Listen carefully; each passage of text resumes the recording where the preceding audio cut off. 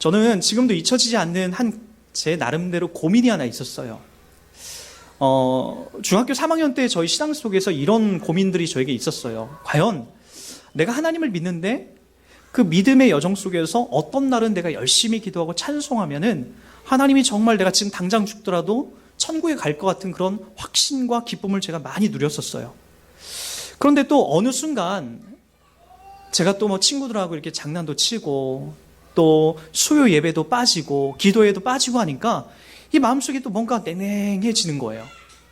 그러다 보니까 또 어떤 문제가 생기기 시작하냐면은 내가 이게 참 구원 못 받은 것 같다. 진짜 하나님 계신가? 또는 난 진짜 내 몸속에 목사님이 자꾸 영혼이 있다라고 하는데 이렇게 좀 확인했으면 좋겠다. 눈으로 자꾸만 뭔가 좀 확인했으면 좋겠다. 그런 마음들이 자꾸 생기는 거예요.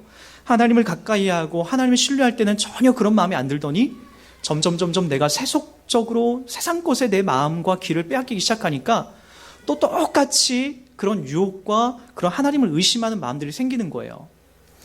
그러면서 이제 고민했던 게 바로 중3 겨울방학 때였어요. 교회에서 이제 이렇게 기도하는데 목사님 말씀이 도통 믿어지지가 않는 거예요. 하나님이 계신데 너희들 영혼이 있는데 좀 정신을 차리고 하나님 앞에 기도하고 말씀도 보고 그래야 되지 않느냐. 그럼 하나님 좀 있으면 보여달라고 막 그렇게 막 어설프게 하나님 앞에 막 따지듯 기도했던 적이 있었어요. 그리고 참 저는 중학교 3학년 때까지, 정확하게 고등학교 1학년 때까지 저희 신앙의 여정 속에서 하나님을 참 많이 만났었어요. 그러니까 기도하면서 하나님 만나고 기도하면서 하나님을 만나는 그런 일들이 상당히 많이 있었죠. 그리고 그때 이제 제가 지금도 잊혀지지 않는 그 사건이 있었어요. 성탄절에 교회에서 이렇게 많은 것들 연습하고 집에 딱 들어갔는데 그 집에 들어가는 시계를 딱 정확하게 제가 본 시간이 있었어요. 교회에서 밤 11시 50분쯤에 나왔기 때문에 자전거를 타고 저희 집까지는 이제 한 5분 10분이면 올 수 있는 거리예요. 정확하게 집에 딱 들어오자마자 앞에 있는 시계를 보고 쓰러졌어요.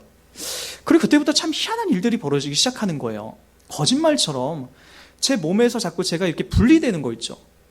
뭔가의 시커먼 영들이 나를 이렇게 막 누르기 시작하는데 그리고 나서 순간적으로 제 몸에서 이렇게 분리가 됐었죠. 그리고 나서 이제 참 신기한 일이 벌어졌는데 무릎에서부터는 또 묵직한 느낌이 나오는 거예요. 뒤를 보니까 제가 누워있고 나온 나는 진짜인 거예요. 이렇게 또 이 모든 그림들이 좀 파스텔 톤으로 이렇게 비치기 시작하고 제가 목사가 되겠다라고 하는 그 기로가 아마 그 즈음에서 제가 정확하게 정해졌던 것 같아요. 사람이 죽으면 이렇게 되는구나.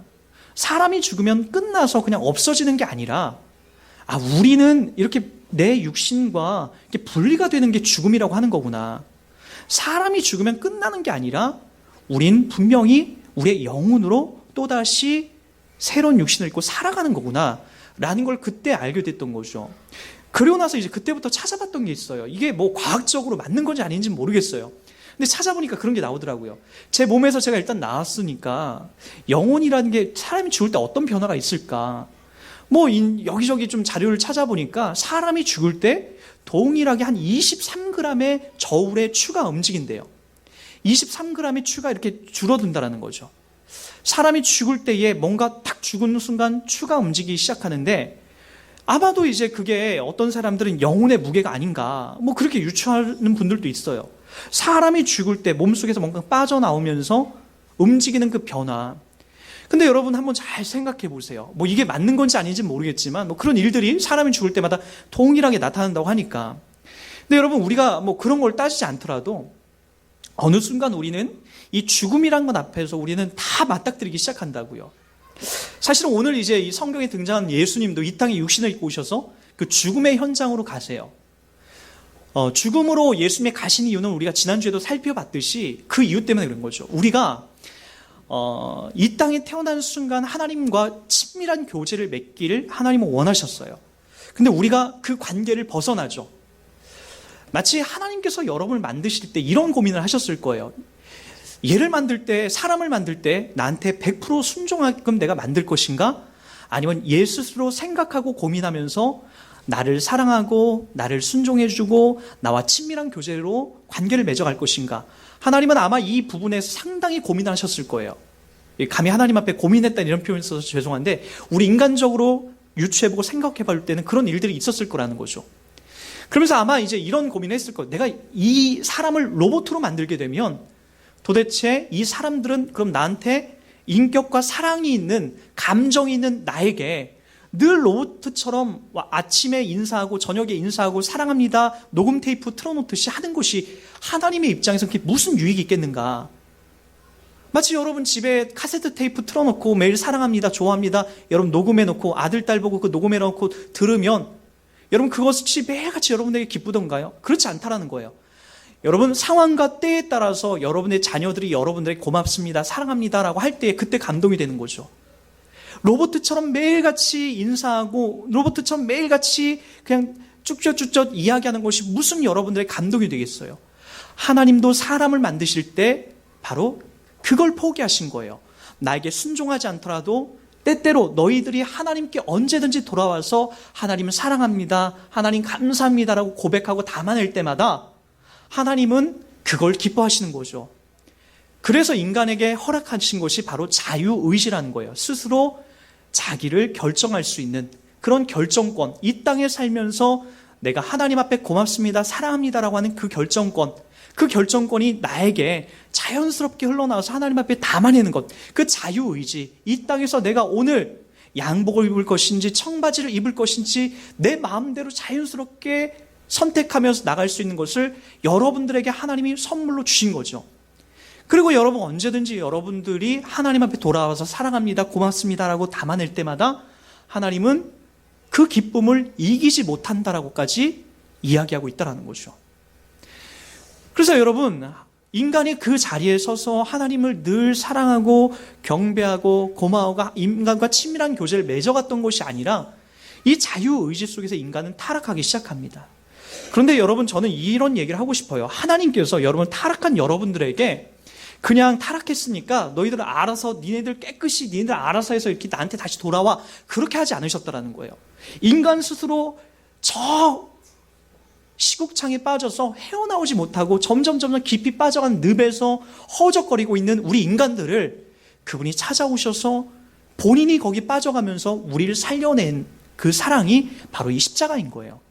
우리를 살려내기 위해서 이 십자가에서 예수님이 대신 죽어주신 것이 바로 이 십자가라는 거죠. 그래서 여러분들이 꼭 기억해야 될 것이 있습니다. 바로 십자가는 여러분이 그냥 감상적으로 어떻게 주님 저기서 못 박히셔 불쌍해 그 정도가 아니라 여러분들의 생명과 맞바꾼 어린 양의 희생이라는 거예요. 예수 그리스도의 희생이라는 거예요. 여러분을 살려내기 위해서 원래의 그 에덴에서 여러분과 하나님과 교제했던 그 자리를 회복하기 위해서 예수님이 대신 저 원수된 그 십자가에서 대신 죽어주심으로써 우리가 살아날 수 있는 은혜와 특권을 부여받게 된 거죠. 근데 여러분 이제 중요한 게 있습니다. 거기에서 끝난 것이 아니라 하나님께서 이제 그 다음 순서로 그 아들 예수께서 이 땅에 십자가 지에 못 박혀 죽으시고 난 다음에 그냥 그렇게 끝나지 않았어요. 사람들은요, 예수님의 제자들이 항상 목적했던 게 있어요. 예수님과 함께 3년 6개월 동안 이렇게 동행을 하면서 예수님의 제자들이 항상 그들이 목적했던 게 뭐냐면은 나도 예수님처럼 저렇게 큰 힘과 권능을 통해서 예수님을 빌어서 내가 이 땅 가운데서 내가 큰 권력과 돈을 소유하겠다. 거기에 온통 혈안이 돼 있었어요. 그래서 여러분 예수님이 죽기 전에도 너희들 내가 십자가에 못 박혀 지금 예루살렘에 올라가 죽어야 된다라고 했을 때 제자들이 예수님을 말리죠. 어떻게 주님 그럴 수 있습니까? 나는 어떡하라고? 나는 지금 내 처자식 버려놓고 그리고 내 집에 있는 모든 재산을 다 지금 놓고 예수님을 따라왔는데 여기서 예수님이 죽는다고 한다면 나는 어떡하라고요? 나는 그게 제자들이 늘 갖고 있었던 그 예수님을 따라가면서 늘 그들이 고백하고 담아냈던 내용이에요. 심지어는 베드로가 예수님의 바지채를 붙잡고 절대로 그럴 수 없습니다 라고까지 얘기합니다. 왜요? 자기가 꿈과 야망이 있는데 이 땅에서 예수 믿는 야망이 있는데 소위 말해서 여러분들도 교회 다니면서 이 땅에서 내가 뭔가 좀 잘 돼봐야지 이 땅에서 내 사업도 잘 돼보고 내 자녀도 잘 돼보고 물론 하나님이 여러분들에게 그런 걸 안 주진 않으세요. 주세요. 근데 궁극적으로 하나님이 여러분들을 예수 믿게 하고 교회 다니게 하는 이유가 몇 번 여러분 이 땅에서 잘 되고 여러분 뭐 이 땅에서 사업이 흥왕하고 건강하고 여러분 그 정도를 주려고 하는 게 아니라는 거예요. 저희 어머니가 돌아가시기 전에 항상 애지중지하던 통장이 있었어요. 한 400여만 원 정도, 400만 원 정도 모아놨던 게 있는데 그거 제가 내려갈 때마다 어머니에게 좀 쓰시라고 얘기해도 어머니가 잘 안 쓰셨어요. 진짜 어머니 돌아가실 때 그거 가지고 돌아가시나 내가 그 지켜보려고 막 농담조로 여러 번 얘기했지만 어머니가 그거 쥐고 계시지도 않더라고요. 소천하실 때 보니까 다 손 피고 그냥 그렇게 가는 거예요. 그게 인생이에요. 여러분들은 다 그것 때문에 지금 살고 있잖아요. 그거 내 통장에 조금이라도 더 많이 쌓아놓고 이 땅 가운데서 내가 좋은 집에 살고 좋은 데 구경하고 그러려고 통장에 쌓아놓는다라고요. 여러분 나이가 먹어서 그런 분들의 이야기를 많이 들어요. 60살, 70살, 80살 이렇게 돼서 다리도 아프시고 허리도 아프신 분들이 가장 좋아하는 게 뭔지 아세요? 여행인 것 같죠? 여러분들 젊은 나이에 생각하는 그런 여행 아니요. 따끈따끈한 방바닥이에요. 방바닥. 거기에서 그냥 이렇게 누워 계시고 지지는 걸 제일 원하시더라고요. 여행 가는 거 귀찮아하세요. 되게 힘들어하세요. 좋은데 보는 것도 여러분 젊은 날 조금 더 젊었을 때 이렇게 다니는 것이 그때야 기쁘는 거죠. 나이가 늙어서는 아무리 좋은 걸 먹어도 아무리 좋은데 여행 다녀도 그렇게 내 몸속에 엔돌핀이 나와서 막 흥분하거나 이렇게 기쁘게 못한다라고 그렇게 얘기를 하시더라고요. 여러분 다 그렇게 우리가 흘러가는 거예요. 인생이라는 것이 점점 이 땅에서 내 놓는 훈련을 해야 하는 거예요. 버리는 훈련을 하는 거죠. 근데 우리는 자꾸만 이 땅을 살면서 쌓아놓고 쟁여놓고 모아놓고 하는 걸 우리는 계속해서 그걸 따라가려고 해요. 여러분 예수님의 제자들도 그랬다고요. 예수님만 있으면 배부를 수 있겠다. 예수님만 있으면 내가 높은 자리에 올라가겠다. 내가 장관 정도는 되겠다. 그래 내가 어느 자리에 올라갈까? 제자들이 매일같이 싸웠던 자리가 그거였죠. 근데 예수님이 하셨던 말씀이 가관입니다. 예수님이 하셨던 말씀이 정말 늘 그들에게 아주 기분 안 좋게 들렸어요. 난 죽으러 왔다. 그리고 나는 저 십자가에서 못 박혀 내가 죽어야 된다. 이 이야기를 제자들에게 계속해서 하는 거예요. 그게 제자들에게 늘 두려운 문제거리였고 정말로 그들에게는 무서워서 다시 물어보지 못할 상황이었다고요. 진짜 예수님은 십자가에 못 박혀 죽으십니다. 그리고 나 제자들은 자기가 꿈꿔왔던 오히려 자기가 로또라고 여겼던 그 예수님에게 모든 걸 다 걸었었는데 예수님 십자가에 못 박혀 죽으시는 모습을 보고 다 도망가 버려요. 뿔뿔이 자기 고향으로 다 다시 돌아갑니다. 그리고 나서 오늘 이제 예수님이 죽으신 그 다음 안식 후 금요일날 예수님이 소천하셨으니까 이제 주일날이에요. 오늘이에요. 이번 주가 우리가 고난주간을 보내면서 지난 금요일날이 예수님께서 9시에 십자가에 못 박히셔서 오후 3시에 소천하시는 날로 운명하신 날로 그렇게 이제 다 이루었다라고 소천한 날로 이제 지난 성금요일을 우리가 보냈습니다. 그리고 나서 이제 3일이 지난 오늘이에요. 금, 토, 주일, 안식일이 토요일이었으니까 토요일날 다음날 오늘 바로 이 주일날 바로 이른 아침에 누가요? 여기 막달라 마리아 예전에 7 귀신 들렸던 그 귀신 들렸던 그 예수님께서 고쳐줬던 그 여인이에요. 와 다른 마리아 뭐 이 마리아가 누군지는 정확하게 나오지 않지만 뭐 누가복음에도 그리고 마가복음에도 이렇게 나오긴 하지만 정확하게인지 누군지는 잘 몰라요. 근데 이 마리아 두 사람이 예수님의 무덤에 가서 부활을 기념하려고 한 게 아니라 예수님의 몸에 이제 향유를 바르려고 그렇게 찾아가요. 근데 거기 가보니까 어떤 일이 벌어지게 무덤이 돌에 그 1톤이나 되는 그 무덤이 굴러져 있어요. 그리고 그 안에 보니까 예수님께서 세마포 옷을 거기다 그대로 죽은 시체가 입는 그 옷이 그대로 거기 펼쳐져 있고 거기에는 예수님이 없는 거예요. 그리고 나타나서 천사가 얘기해 줍니다. 천사가 뭐라고 얘기하냐면은 그가 여기 계시지 않고 그가 말씀하시던 대로 살아나셨느니라 와서 그가 누우셨던 곳을 보라라고 그렇게 얘기를 해요. 그리고 잠시 뒤에 그 여자들이 두렵고 떨림으로 도대체 이게 가능한 일인가? 여러분 마찬가지죠. 여러분 주변에 여러분 아버님이나 어머님이나 또는 여러분 지인이 이렇게 죽었는데 3일이나 지났는데 갑자기 관을 열고 나오는 경우가 있습니까? 저는 가끔가다 이런 경우는 들었어요. 사람이 죽었는데 이제 관 속에 이렇게 이제 막 넣는데 뭐 하루도 안 지나서 이렇게 뚝뚝거리면서 문을 열고 나왔다라는 그런 이야기는 가끔 들어요. 그게 뭐 어떤 신체적인 어떤 구조 때문에 특별히 그런 일이 벌어질 수 있지만 3일이 지나서 이제 막 4일치야부터는 시체가 이제 썩어 들어가거든요. 온몸에서 물이 나오고 예수님은 또 완전히 십자가에 못 박혀 죽어서 끝난 것까지 다 목도했는데, 옆구리에서 피가 다 쏟아지고 하는 것까지 다 목격했는데, 그리고 완전히 이제 돌무덤에 아주 굳건히 임봉해서 거기에 죽었다라는 표시까지 다 했는데, 그가 살아났다라고 하는 것이 도저히 인간의 상식으로 믿겨지가 않는 거예요. 여러분, 한번 여러분들도 잘 생각해 보세요. 과연 사람이 죽었다 살아나는 것이 이게 가능한 일인가? 우린 다 이 지점에서 다 신앙 갖기를 거부해요. 그런 거짓말, 그건 다 약간 정신 좀 이상한 사람들이 믿는 거지, 정상적인 사람들은 믿는 게 아니야라고 얘기를 해요. 여러분, 그렇다면 저는 제가 비정상이에요. 여기 지금 보니까 좋은 대학에 나오시고 똑똑하신 분들 되게 많거든요. 여기 있는 사람은 다 비정상이에요. 미쳤다라고 얘기하는 거예요, 세상 사람들이. 보란 듯이 다 좋은 대학 나오고 사회에서 한 자리씩 다 하시는 분들인데, 여러분들이 그걸 믿고 있다는 것은 바보 같은 일이라고요.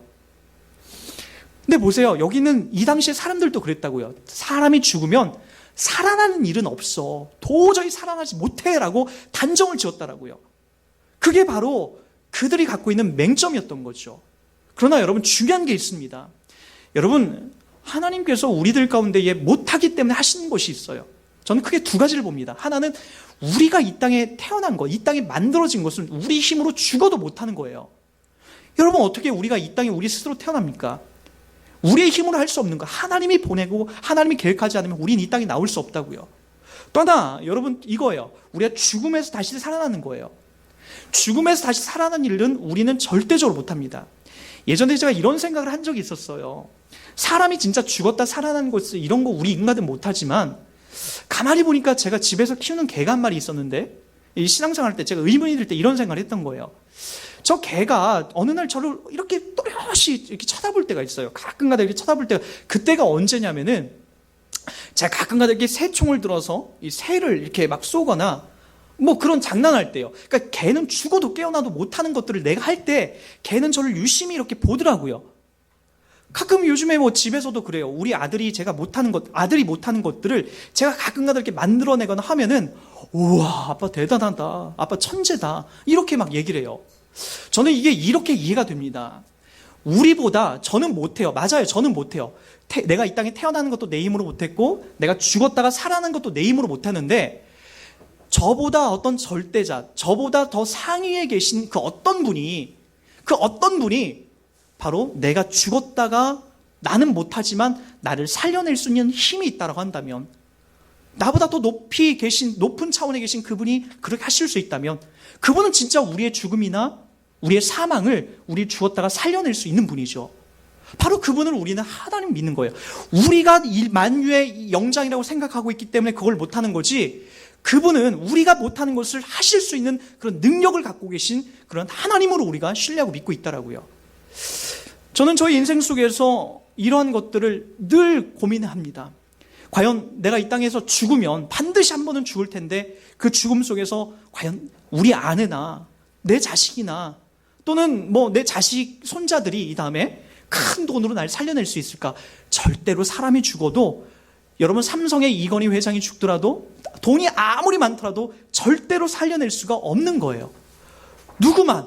바로 이 땅에 오신, 그리고 우리가 하나님을 믿는 그 절대자이신 그 하나님만이 이 사망에서 살려낼 수 있는 힘과 은혜와 권력이, 그리고 그 능력이 그 안에 계신 거죠. 그래서 여러분, 참 희한하게도 고린도전서 15장에 가보면은 과거 예수를 믿지 않았던 사도 바울이 고린도 교회에 보내면서 이런 글을 씁니다. 제가 조금만 읽어드릴게요. 그리스도께서 죽은 자 가운데서 다시 살아나셨다 전파되었거늘 너희 중에서 어떤 사람은 어찌하여 죽은 자 가운데서 부활이 없다 하느냐? 만일 죽은 자의 부활이 없으면 그리스도도 다시 살아나지 못하였으리라. 그리스도께서 만일 다시 살아나지 못하셨으면 우리가 전파하는 것도 헛것이요, 또 너희도 믿음도 헛것이며, 또 우리가 하나님의 거짓 증인으로 발견되리니 우리가 하나님이 그리스도를 다시 살리셨다고 증언하였습니다. 만일 죽은 자가 다시 살아나는 일이 없으면 하나님이 그리스도를 다시 살리지 아니하셨으리라. 만일 죽은 자가 다시 살아나는 일이 없으면 그리스도도 다시 살아나신 일이 없었을 터이요. 그리스도께서 다시 살아나신 일이 없으면 너희의 믿음도 헛되고 너희가 여전히 죄 가운데 있을 것이요.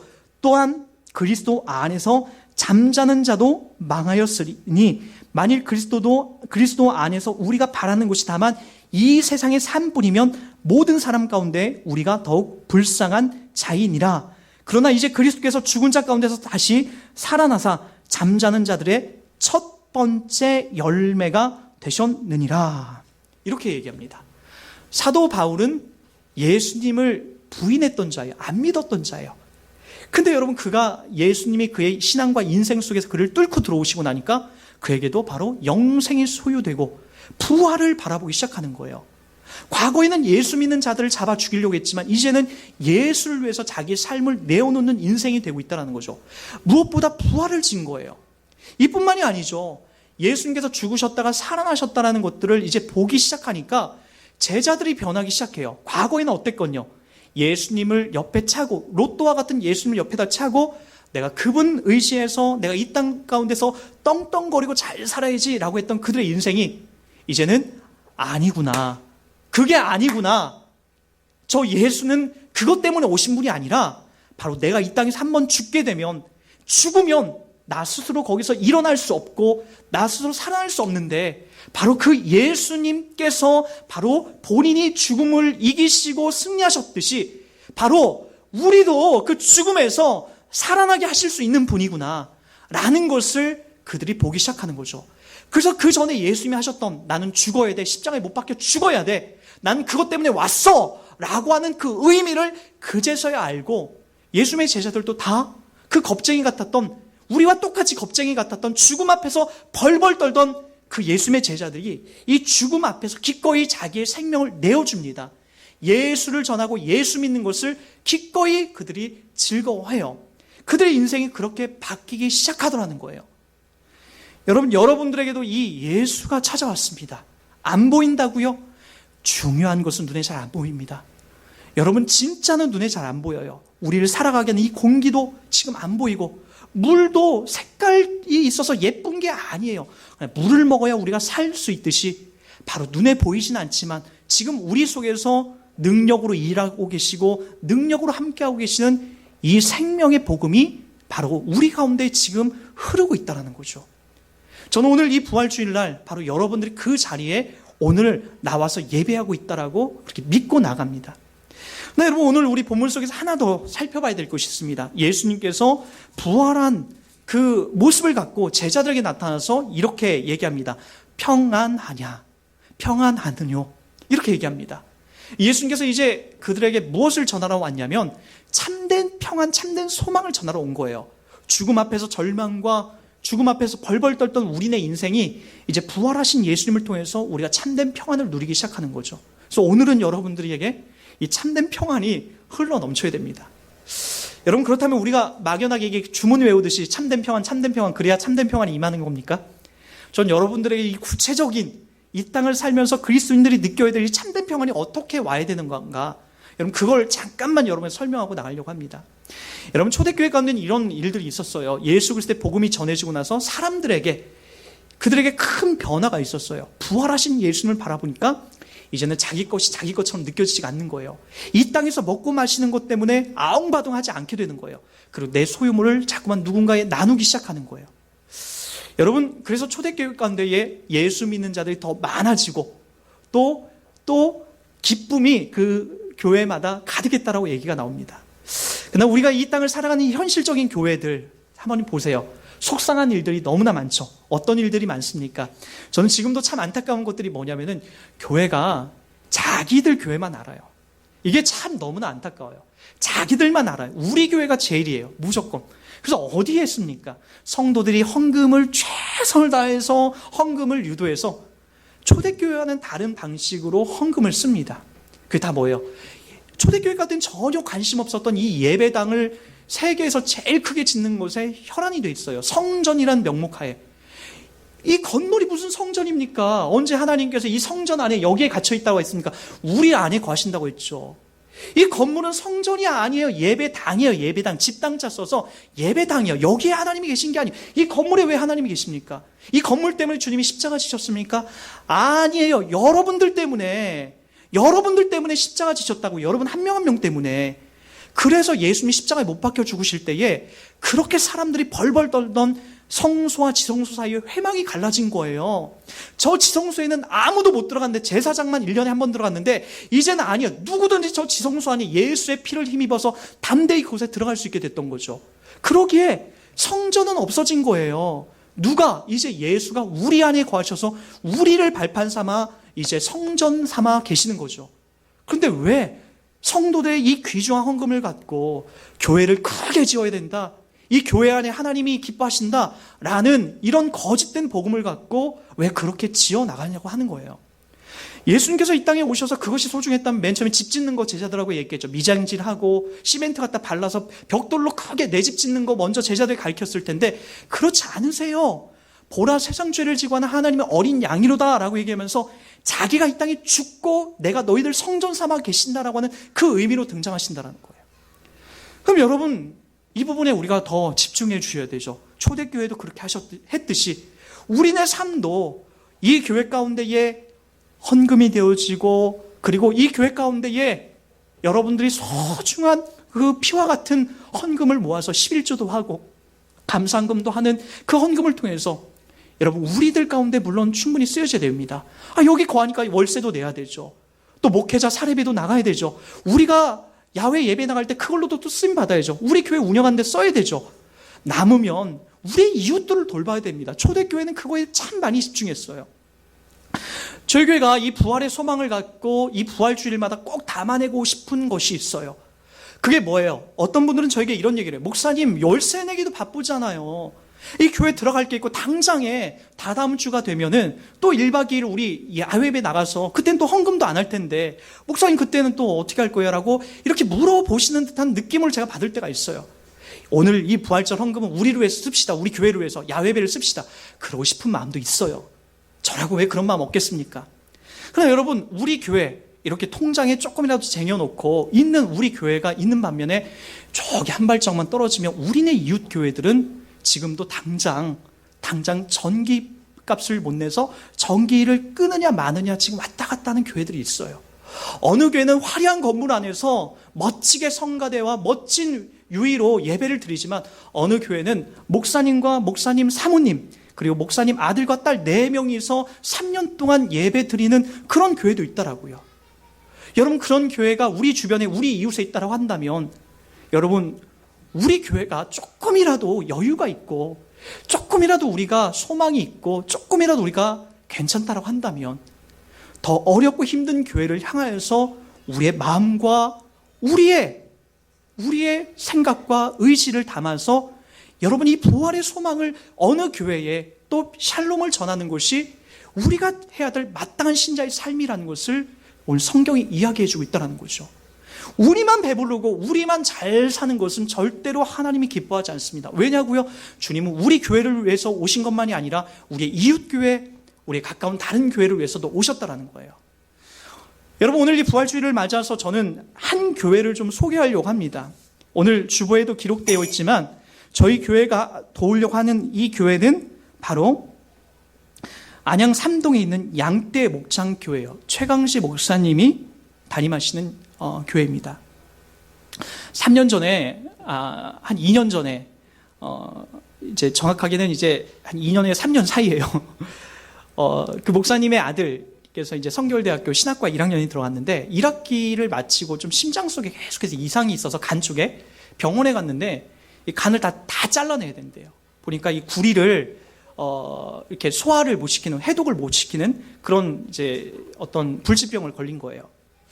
그래서 알고 보니까 이제 이거 가만 냅두면 죽게 생겼고 간 이식밖에 소용이 없는데 사고 난 사람들 속에서 간 이식을 그렇게 할 수 있는 사람이 주변에 없으니까 가족 중에 찾아보니까 이 목사님은, 담임 목사님은 빼빼 마르셨어요.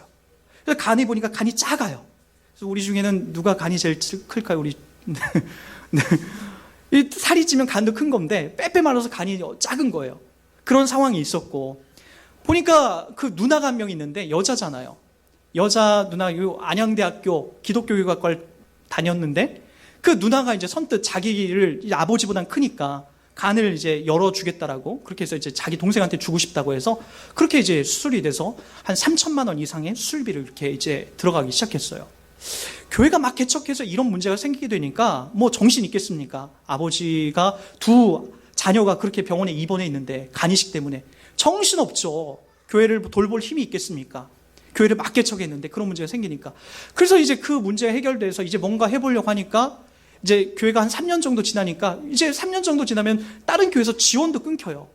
한 1, 2년쯤이야 개척했으니까 아유 목사님 어떡해요 뭐 하면서 이렇게 돌보지만 2년, 3년이 지나면 다른 교회에서도 후원도 끊기고 아무도 돌보지가 않아요. 월세는 들어가고 그 안에 성도는 한 명도 없고 제가 며칠 전에 갔다 왔는데 3년 동안 됐는데 왔다 갔다 한 사람들이 있었지만 교회에 목사님 저희 교회는 저희 가족 4명만 예배드려요. 딸이 반주하고 아들이 찬송하고 사모님이 주보 접어주고 있고 제가 설교하고 그 생활을 몇 년 동안 해오신 거예요. 저도 저희 아내와 맨 처음에 개척하고 나서 그럴 때가 있었어요. 한결이가 저기서 있고 하연이 여기 누워서 막 돌아다니고 있고 아내 반주하고 저 찬송하고 있고 우리 예찬이하고 우리 효경이하고 기정이가 3명이서 와야 되는데 얘네들이 3명이 다른 교회를 갔는지 이렇게 못 올 때가 있었어요. 예. 그때마다 제가 가슴 저미는 그 상황을 제가 여기서 그 느낌을 알아요. 괜히 아내에게 짜증내게 되고 괜히 반찬 투정하게 되고 괜히 안 온 애들이 믿기 시작하고 막 그런 마음이 생겨요. 근데 그 생활을 3년 가까이 해오셨다는 거예요. 가슴이 찢어지는 거예요. 제가 그 소리를 듣고 가슴 막 미어지는 거예요. 여러분 그런데 어떻게 우리 교회가 제가 그 소리를 듣고도 목사님의 그 얘기를 듣고도 제가 가만히 있을 수 있겠습니까? 물론 이번 한 번 헌금이 되면 우리 교회 거의 뭐 또 한 달을 지낼 수 있는 그런 힘이 이 부활주일 때 생기는 거 알아요. 그러나 여러분 어떻게 이웃교회가 지금 찢어지는 아픔과 고통 속에 있는데 어떻게 우리 교회만 편안하고 잘났다라고 하는 그런 마음, 빨리 우리 교회 빨리 해서 교회를 예쁘게 지어야 돼 그런 비전과 그런 마음을 갖겠습니까? 못하겠어요. 저는 목회자 양심상 그렇게 못하겠어요. 하나님 앞에서 이 부활의 소망을 갖고 있는 이상 저는 그렇게 못하겠어요. 주님 평안하냐라고 할 때 우리 교회를 보면 평안하지만 조금만 눈을 돌려서 우리의 이웃을 보고 우리 이웃 교회를 보면 저는 그게 괴로워서 못 보겠어요. 여러분 우리가 그런 사람들이 있을 때 그런 교회가 있을 때 힘써 도와야죠. 그것 때문에 우리가 예수 믿고 이 부활의 소망에 참여하는 것 아닙니까? 알아요. 경제적인 논리를 이 교회에다 들이대면 그렇게 쏟아내면 여러분 우리 교회가 적자가 나고 우리 교회가 어렵다는 거 알아요. 그래도 그 교회만큼 어렵지 않잖아요. 그럼 우리가 할 수 있는 안에서 최선을 다해서 그렇게 돕고 나누는 것에 뿌리는 것에 우리 교회가 앞으로도 그런 역할을 감당했으면 좋겠습니다. 목사님 더 좀 그렇게 해주세요라고 저희를 좀 닥달해 주세요. 여러분 우리가 계속 이런 전세를 좀 다니고 이런 월세를 다닌다 할지라도 평생 그렇게 다닌다 할지라도 하나님께서 그걸 기뻐하시고 그걸 원하신다면 우리가 한번 그렇게 담아내는 것에 우리가 한번 또 최선을 다해보는 그런 삶, 평안하뇨? 라고 주님 물어봤을 때 우리만 아니라 그분들도 평안하다라고 이 부활의 소망을 갖도록 우리도 그렇게 하자고요. 이번에 그 목사님하고 한 2시간 가까이 그렇게 이야기하고 대화를 나누면서 오는데 목사님이 참 목사님 이렇게 생각해 주셔서 너무나 고맙다라고 우리 가족과 이번 부활주일 때 그거 나누겠다고 그렇게 얘기를 하시더라고요. 그 얘기를 들으니까 얼마나 제가 행복한지 몰라요. 제가 행복했을까요?